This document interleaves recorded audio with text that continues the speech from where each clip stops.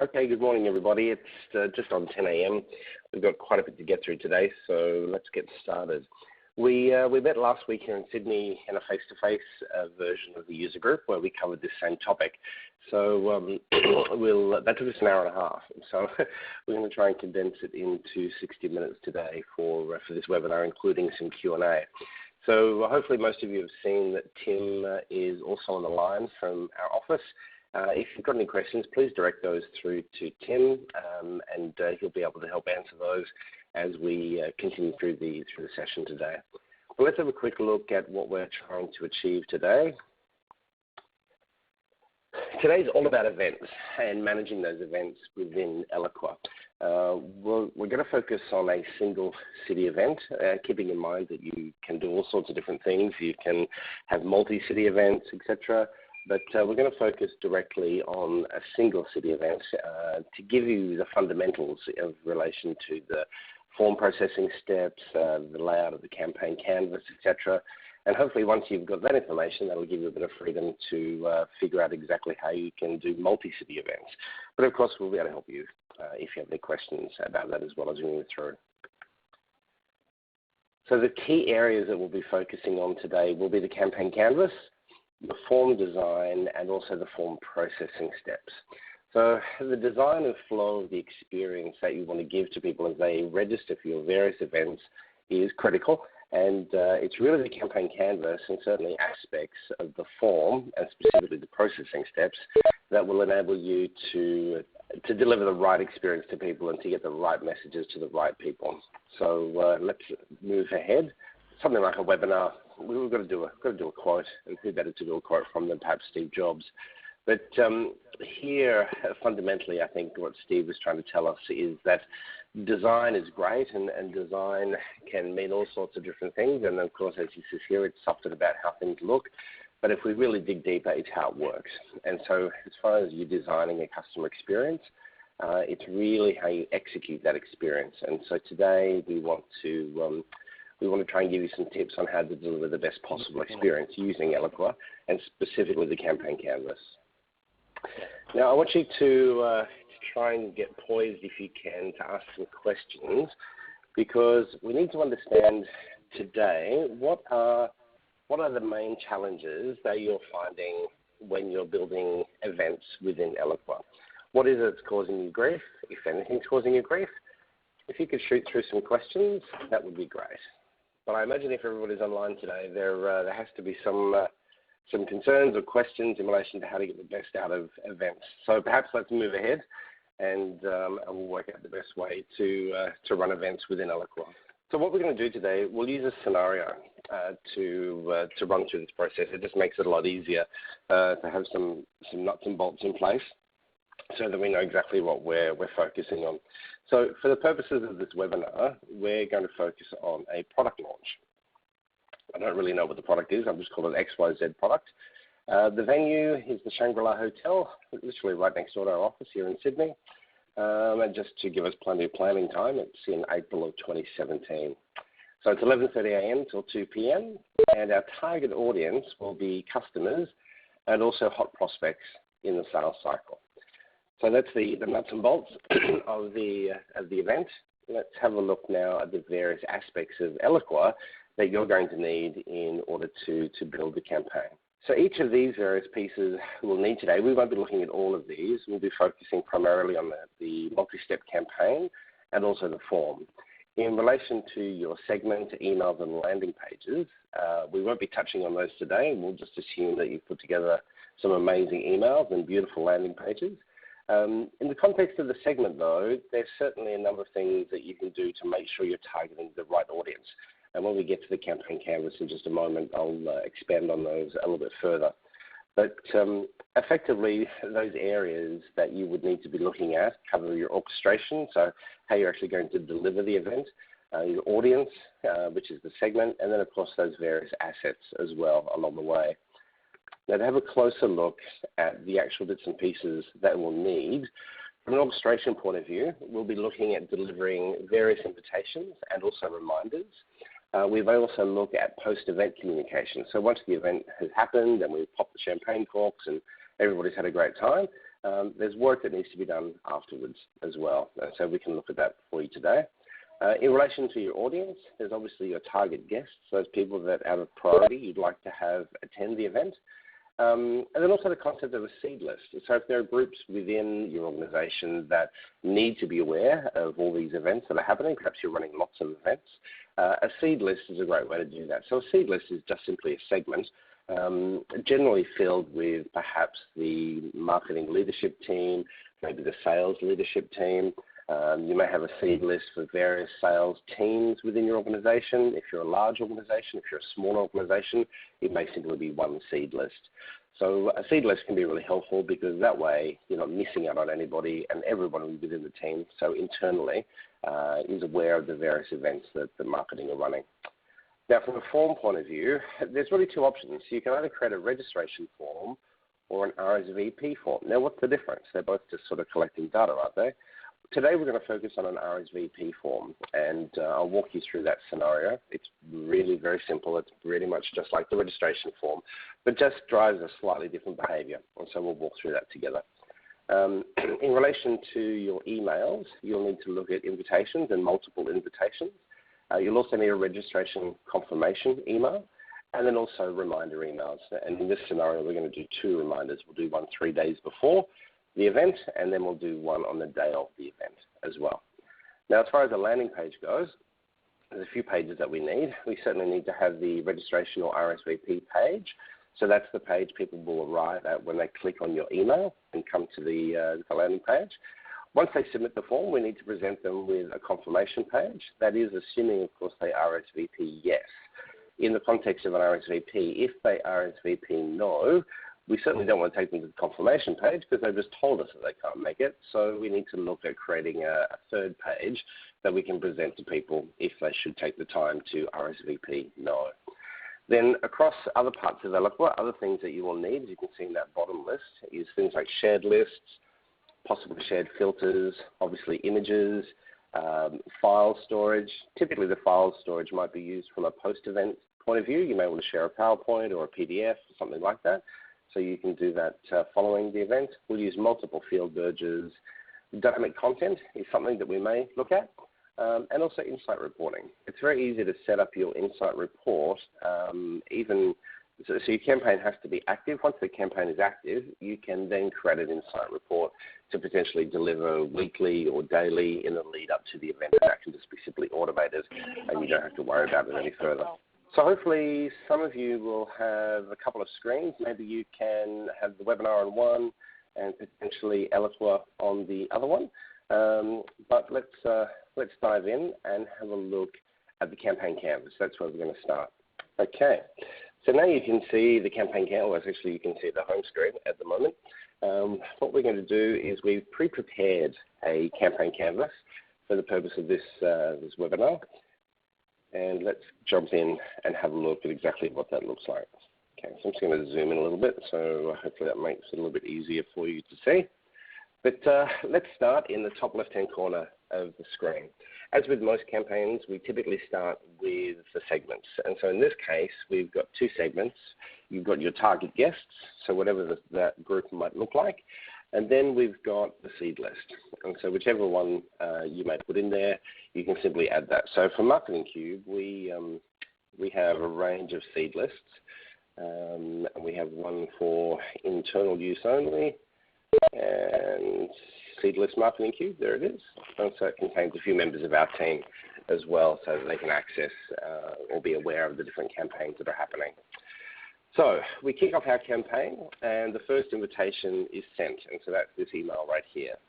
Now, the most common mistake we see new users to Eloqua make is that they forget to put in this wait step. So the wait step is critical because once you send that email, you need to make sure that you give people time to actually open the email, to make a decision, choose what they want to do, and potentially register for your particular event. So depending on how much lead time you've got with your event, you could in fact repeat this 2 or maybe 3 times. But effectively, we wait for a period of time. And then in this case, what we're going to do is we're looking to understand if they actually opened the first invitation. So The next step then is to determine what happens next. So did they open it or did they not? Now, if they did open it, we then want to understand if they in fact RSVP'd. And so on our form, we have an RSVP option, and in that drop-down menu, it will say, yes, I'd like to attend, or no, I can't make it. And so if they choose no, we're going to head off in a different direction. If they choose yes, we're going to push them all the way down to waiting 3 days before the event. Now, in the scenario that somebody doesn't open that first invitation, and then as we see here, the next one is that they also did not RSVP for the event, we can then potentially send a second invitation. Now, one of the fundamentals that we need to understand is that we can't simply take the first email and simply associate it with this second step. Eloqua won't let you send the same email to the same person twice. So in order to get this second invitation here, we need to take the first one, do a save as, and then rename it and associate it to the second invitation step here. Now, this particular invitation is going to a group of people that didn't even open the first one, nor have they RSVP'd. So there's really very little need for you to do much in the way of change to that one. What you may want to do is certainly focus on changing the subject line of that email, because the first one clearly didn't work, it didn't get their attention. But you may also want to play with the scheduling of that particular email as well. Once you've got the email asset associated, you can modify the start and end time of when that email could be delivered, and also the days of the week. So if when you launched your campaign, it launched in the morning, you may want to control this one here to deliver potentially from 1 p.m. till 5 p.m. Making sure you identify your time zone if it's outside of your own time zone, and then also the days of the week. So that's a tip for that one. Now, the other scenario here, though, is if people didn't open it, but they did RSVP yes. How can that happen? Okay, so let's say you're a large organization, and let's take this webinar, for example, that we've sent you an invitation to this webinar. You've opened it, but your colleague sitting 2 cubes down from you hasn't opened it, but they also want to attend. And you may say to that colleague, oh, look, that's fine, don't worry about it, I'll register for you. So as far as Eloqua is concerned, your colleague never actually opened the email. But there's every chance that they have RSVP'd or they have registered, because perhaps a colleague has taken care of that for them. So just because somebody didn't open the email doesn't mean automatically that they may not have RSVP'd. And so this is enabling Eloqua to deliver the best possible experience by really evaluating the digital body language and also the behavior of people along the way. So keep that in mind as you go through. And so then we move through. So we've got second invitation B. So this one here needs to be a little bit different, because in this particular example, we're acknowledging that people did open the first invitation, but they've not RSVP'd. Now, that could happen for multiple reasons. They may have got busy, got distracted, etc., or they decided consciously that they just simply don't want to go. So in that case, when you send that second invitation B, it needs to be worded a little bit differently. Not something as overtly as, we noticed you opened the email but you didn't register. That might be just going a little bit too far. But perhaps taking the stance of a last chance to register. Something like that, just something a little bit more subtle. Now, from a visual point of view, you'll notice that as we look at this particular campaign canvas, everybody flows down to this central point, which is the waiting 3 days before the event. It's really important that we don't leave people hanging. For instance, when we send out this second invitation A, if we, for some reason, decided not to have that link, people that routed down in that direction, that's where they stop, okay? That's where they exit the campaign. If you don't create the connection, if you don't create the link, that person will not flow through the campaign. And so a question we sometimes get from various customers is, well, 3 or 4 people didn't get their reminder emails. Okay, let's have a look at the campaign canvas and let's understand what happened there. And 9 times out of 10, we can see that people have had to exit the campaign far too early because the flow of the campaign hasn't allowed those people to move all the way through the campaign. So from a visual point of view, when you look at the campaign canvas, you really shouldn't have anybody dropping off anywhere. All of the arrows and the lines, etc., should funnel to a single point. And in this case, it's waiting 3 days before the event. Okay, so let's scroll down and let's have a look at what's happening 3 days before the event. So the first thing we want to do at this point is make sure that we recheck the shared list to ask the question again, did they RSVP? So just so we're clear, the shared list is this one right here. You can see you can access it from the decisions menu on the left-hand side, and it's called a shared list member. What you can do is rename it, which is incredibly helpful. You want to rename things and you want to make it so it makes sense to you and what you're doing. And so that's what we've done there. By doing that, we then understand who should actually get the first reminder email. Those people that haven't RSVP'd, they'll go straight through now and wait until the morning of the Sydney event. Now, keeping in mind everybody, all of our campaign members are flowing through the campaign in the same direction. So regardless of when they may or may not have actually registered or submitted the form, we'll make sure we capture them through the use of the shared lists. And we'll show you the form in just a moment as to how people are put into that shared list. So we then wait until the morning of the Sydney event. In this case, we check again to see if they've RSVP'd. So the shared list that we've got listed here is exactly the same as the shared list that we have up here as well. In the format of laying out this particular campaign, if I just scroll back up here, you'll notice that the shared list up here, what we're actually asking for is if they have RSVP'd at all, whether it be a yes or a no. Once we get down to delivering the actual reminders though, we only want to send send a reminder email to those people who have actually RSVP'd yes in the positive. And so 2 shared lists are required for this particular campaign. Then we send out our day of reminder email. Now, typically, these 2 reminder emails can be pretty much the same as the confirmation email that people get once they actually submit the form to RSVP for the event or to register for the event. You may want to have a little bit of fun, perhaps with the day of reminder, maybe some nice shots of the venue, the location, etc., or some topical information, maybe a link to Google Maps, something like that, just to help people on their way. But essentially, it's the same. Now, another common mistake people make, new users to Eloqua, is they try to send the confirmation email from the campaign canvas. So just as a heads up, the confirmation email following a form submission is delivered by the form in the form processing steps. So again, confirmation emails are delivered by the form and not by the campaign canvas. Okay, let's jump over now and have a look at the form. In this case, we've created a matching form, single city product launch, RSVP form. Okay, so let's have a look at our form. A number of things to think about. Again, in the context of a campaign like an event, you'll send out your invitation emails. You'll have a nice big button in there that says RSVP now or register now, whichever it may be. People will click on that and they'll come through to your landing page with a form sitting on it. Now, from the point of view of a customer experience, the best experience we can give is to pre-populate that form with as much information as possible that we already have.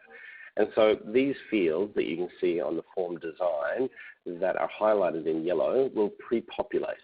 Now, something you need to consider and make sure you do correctly is make sure we use the right field merge.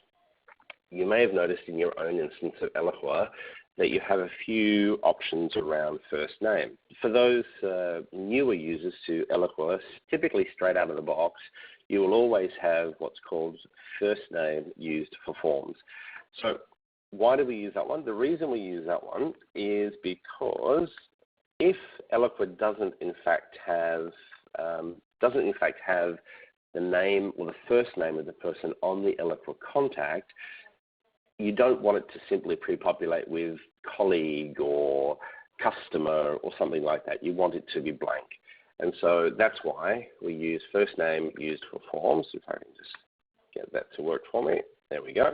So first name used for forms will always deliver the person's name if it's recorded on the contact in Eloqua. If for some reason the first name on the contact is blank, the form will be blank, prompting the person obviously then to pop in their first name. The same logic applies down here where we talk about company for forms, same thing. If the company is blank on the Eloqua contact, it will present as blank on the form, and again, prompting the person to do what they need to do. All right. Now, please RSVP. If you're simply doing a registration, you don't really need this step because the act of actually submitting the form is the registration. In this case, we're asking people to RSVP. And so when you ask people to RSVP, the implication is that you will say yes or you will say no. But you will at least take the time to say no if you're unable to make it for whatever reason. So over here on the far right-hand side of the screen, we can see the list that is associated, or the field choices that are associated with that particular RSVP. And in this case, there's three options. The first is please select, but that's not actually a value. That's just simply a prompt. So it's a visual for people when they're looking at the form on the landing page. Then underneath that, we have yes, I'm attending, or no, I can't make it. Let's have a closer look, though, at that particular list and understand two really important things. Eloqua, when it creates a list for you, there are two things. One is there's a display name, and you can see the display name just as we were looking at just a moment ago. And then the other one is the actual value that's assigned to those. Now, it's really important that, well, just to give you a heads up, you've probably seen this yourself. When you create these new lists, which you do using the plus sign down here in the bottom left-hand corner of the screen, you type in the display name, then Eloqua automatically repeats that for you as the actual value. Now, in many cases, that's not actually very helpful. What you really want in the actual value is something short and concise that means the same as the display name, because we're going to use that actual value to drive certain conditions in the form processing step. And in a moment, you'll see that, and you'll see that the benefit of having a simple one word is much easier than having to do yes, comma, space, capital I, apostrophe M, space, attending, all that sort of stuff, because there's just too much room for error to mistype something. And if you mistype it, it means that your conditional steps won't execute. And again, we'll show you that in just a moment, so that makes sense. Okay, so we're capturing job title. We're making certain that some of these fields are actually required. You can see you can do that over here on the job title on the right-hand side of the menu. The little red asterisk there tells you that that's actually a required field. You may have to have people opt in to different communications, and you can do that here using a tick box. Now, a tick box, you can't make a tick box required, which is good news because that falls in line with legislation. So if you need to get or gain opt-in from people, you can do that right here. Now, the rest of these fields that you see below, these are what we call hidden fields. Now, hidden fields are accessible from custom fields, and you'll see here in the menu towards the bottom is the hidden field. So the idea of a hidden field is to bring certain information across. And one of the easiest examples to think about is if we're looking at the Eloqua contact, there are many fields on that contact, and for many of you, the data in those fields comes through from the CRM. So if we have a salesperson who is in fact the owner of that particular contact or that relationship for the business, you can use a field merge to bring that information in as a hidden value in the form, so that when that form executes and the processing steps kick in, we can perhaps send an automated email directly to that salesperson, letting them know that their contact has in fact registered for a particular event. So field merges can be incredibly helpful, especially in the context of your hidden fields. And so there are all sorts of values there that we paste on them. And of course, you can place conditions on whether or not they update. And we'll show you that in just a moment. All right, let's have a look at the processing steps. Okay, so processing steps, this is really where the magic happens in relation to forms. I really initially, when I first started with Eloqua many years ago, had a very hard time understanding form processing steps and exactly what they could do. But Addy, many of you know Addy within our support team, he has dramatically lifted my understanding of forms over the last few years, and you can make absolute magic happen here. So let's have a look. You've got lots of options available to you. A form can do a lot of different things, but there's some things that it really should be doing every single time. And so what we want to do is focus on a few of those here for you today, but also still in the context of our event that we're running at the Shangri-La in April of next year. So the first one, and this is the really critical one, you always want to have update contacts with form data. If you don't have this particular step, the information that's submitted on that form will not be added to a contact, nor will it create a contact in Eloqua if that contact doesn't already exist. Now, the information will still be captured. The form will hold that information, and you can access that information through viewing the form submission data, which you can see here through this menu on the far right-hand side. Just means you've got to export it to Excel, then you've got to reload it in, etc., create the contact, blah, blah, blah. So it's so much easier. Just make sure you always use that particular step in your forms. Now, you'll notice on the back, if we go back to the design of the email, remember I've got that tick box there called please opt me in to future invitations. If somebody does in fact tick that box, there are some steps that we want to execute, and in this case, it's subscribing people to the event communication. So I've got email subscribe or unsubscribe. From here, I'm choosing my relevant email groups, and I'm choosing the subscribe option. Now, this is where the condition comes in. You'll see there's already a condition highlighted here, so it's saying that this processing step executes when either always, conditionally, or never. So if I click on conditionally, it's form field information. That's my source data for this particular information. I would then, let me just delete this one so you'll see what happens. Please opt me into future event invitations. That's what I had. That's my tick box. So I double click on that. If I double click again, the value that I want to put into this particular field is the word on. So the word on means that the box in fact has a tick on it. Okay? So that now means that should somebody tick that box, as Eloqua moves through the form processing steps, it gets here, it'll look at the condition. Okay, yes, the box was ticked, not a problem.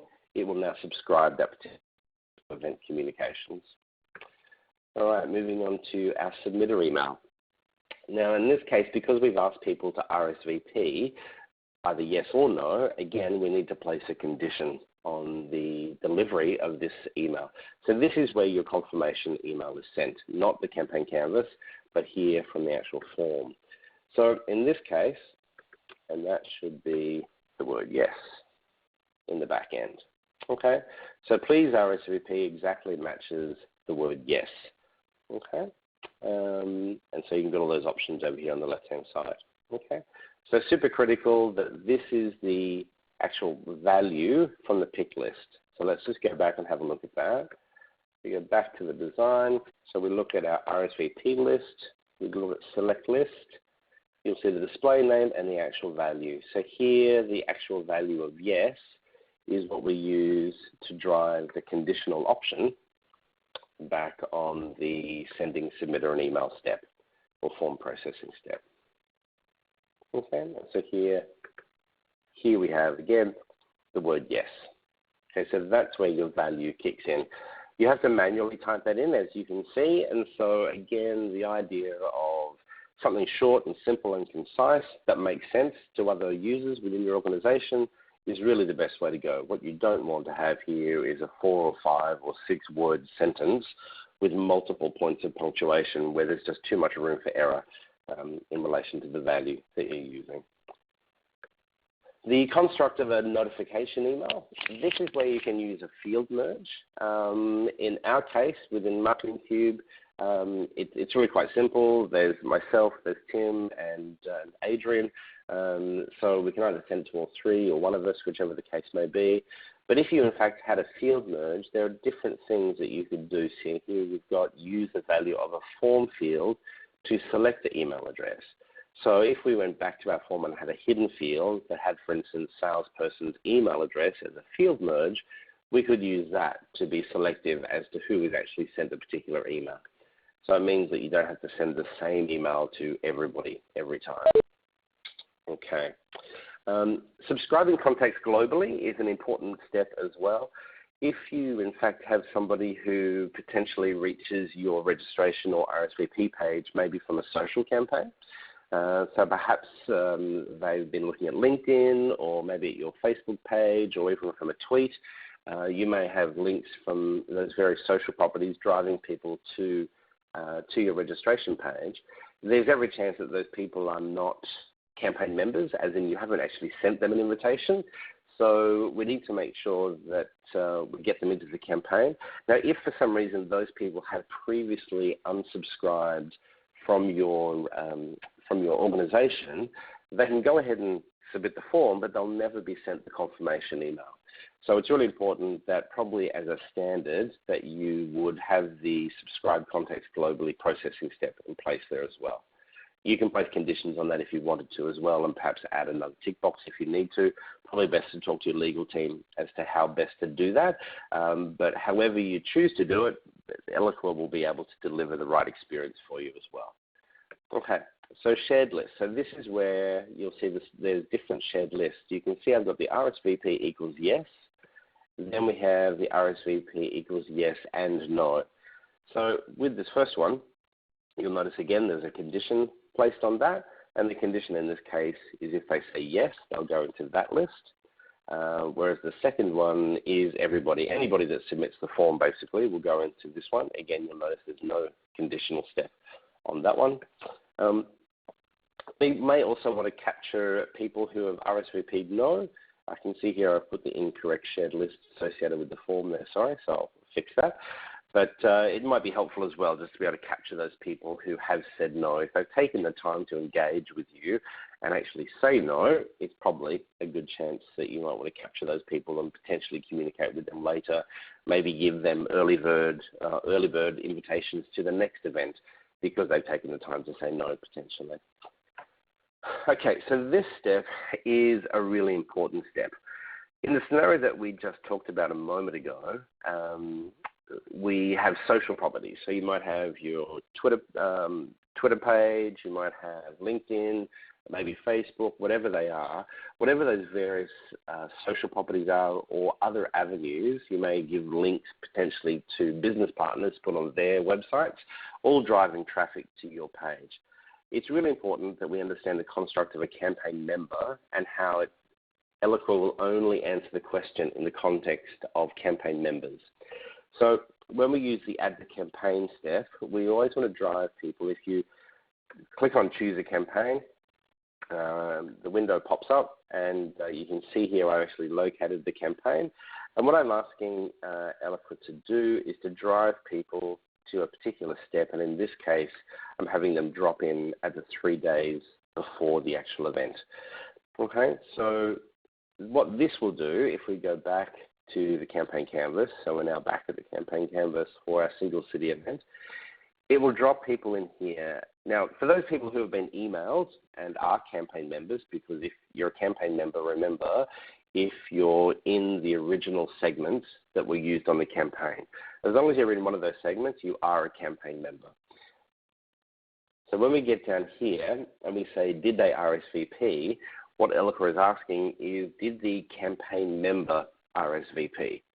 So in order for people to get the right response or have the right action take place from this particular shared list, we need to make sure they are in fact campaign members.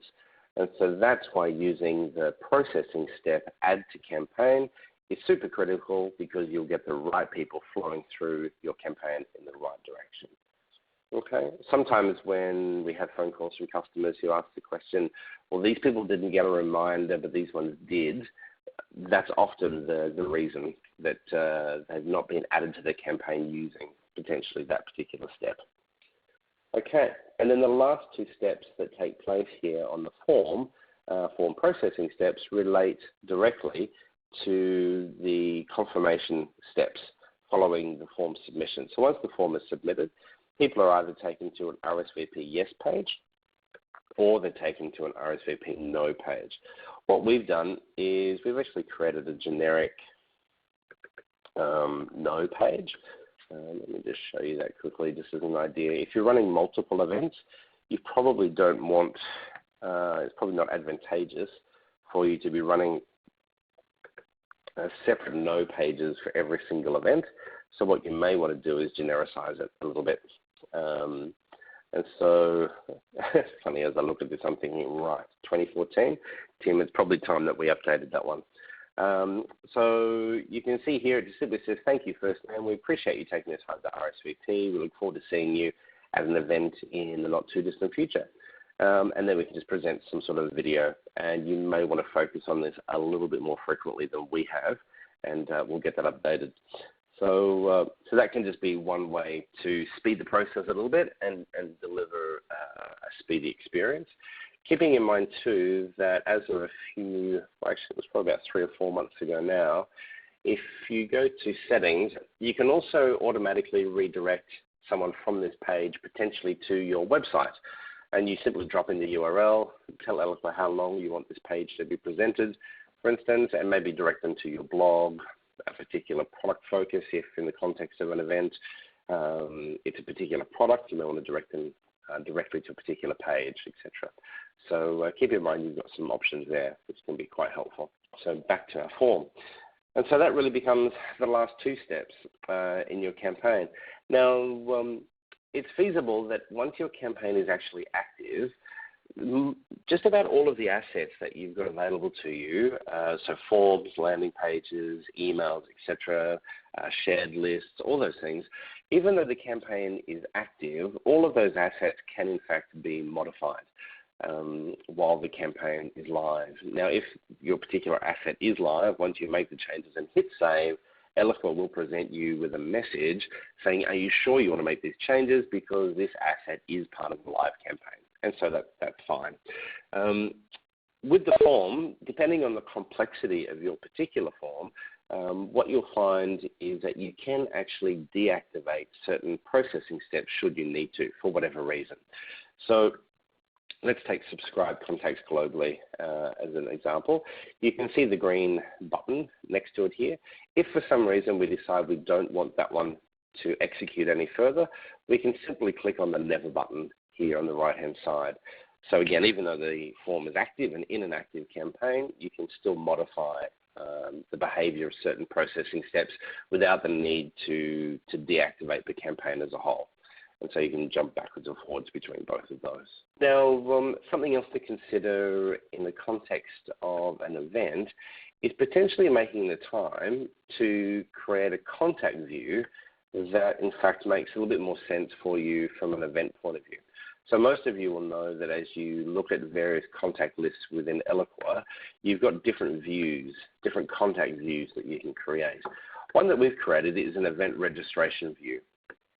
So if we need to spit out a list, usually from the shared list, we would hit that information or export that information out of the system, and it gives us pretty much everything we need. We've got company, first name, last name, job title, for instance, mobile phone and business phone, should we need to make some calls to remind people to attend an event, etc. Lead source information, some CRM details, and then also who the relevant salesperson is within our organization as well. So creating of different views can be really, really helpful. Let's have a quick look at how we do this. Now, depending on your levels of access, it will depend on whether or not you can actually do this. So in the top right-hand corner of Eloqua, we access the settings menu. We go to database setup in the bottom left-hand corner, and then we can go to fields and views. Let me see if that's catching up. Okay, so fields and views down in the bottom left-hand corner here under database setup. And here you can select the view tab.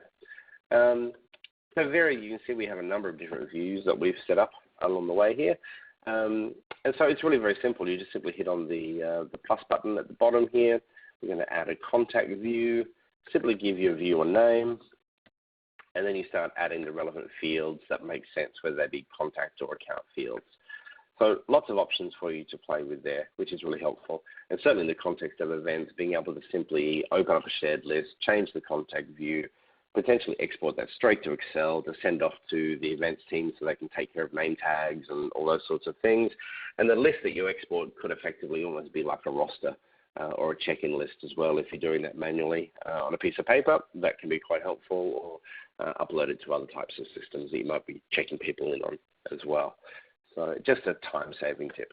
Now, the other thing that we wanted to look at was understanding how you could actually generate an insight report once the campaign is live. So if we click on Insight at the top of our page, we then arrive at the Insight window. Going into Reports and Dashboards, and you probably, sorry, I didn't think this one through for a minute. Hang on a second. Form submissions will be the smart one. So we would go to form submission data, and here simply find the relevant form. So today, let's see what we've got here. So we've got the Eloqua user group registrations, which is the meeting that we're in right now. Hit report, run report, in the bottom left-hand corner of the screen. And here we can see all the different people who have in fact registered. So you can take that information, you can then save that report and then set up a schedule for the delivery of that particular report. So you would save over here in the top left-hand corner and then simply set up a subscription to deliver that, whether it be daily, etc. I'm sure you've all had the experience where members of the team are calling and saying, oh, where are we up to? How many people? Who's registering? Who's coming? Have my people registered, etc., etc. You can simply create the report here and bang, that information will be sent out to people. Keeping in mind, as you can see here is a really good example. You can see that Tim and I have done some testing. Tim's done quite a bit more testing than I have. So the information that you see here in the Insight report is not necessarily unique, but it certainly does show you what people have been up to and their registration or RSVP for your various events. Okay.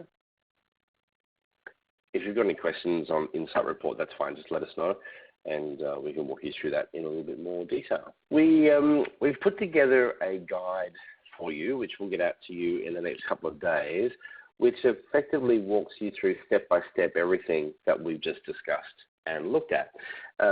It uses the exact same campaign canvas layouts that you saw on screen today, and so this webinar has been recorded and will be a resource to assist with that particular user guide as well. So we'll get that out to you, and hopefully that will be something that can give you a little bit of help in relation to your event campaigns. Tim, how are we going on questions? Does anybody have any questions? Feel free to jump in, people. Okay, KCM, thank you. No questions from me at this stage. Not a problem. All right, guys. Well, most of you will know our email address and details. You know where to reach us. So please, if you do have any questions, let us know. But thank you for registering for today. We'll make sure that we get some information to you probably within the next 48 hours. If you've got any other details or questions, please have a look at our Facebook page or our Twitter account, or you'll find us on LinkedIn, or just simply shoot us an email, and we can help you from there. But look, thanks so much for joining us today. Have a great week, and we'll see you next month with the next Eloqua user group. Cheers, everybody. Take care. Bye-bye.